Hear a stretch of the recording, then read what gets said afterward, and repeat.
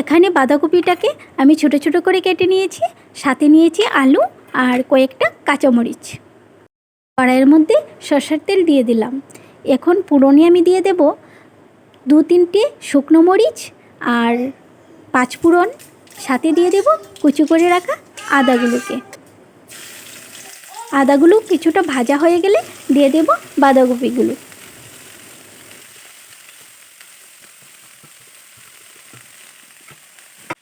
পরিমাণ মতো নুন দিয়ে দিলাম, তারপরে হলুদ পাউডার, জিরে পাউডার দিয়ে ভালো করে একবার নাড়াচাড়া করে ঢেকে দেব।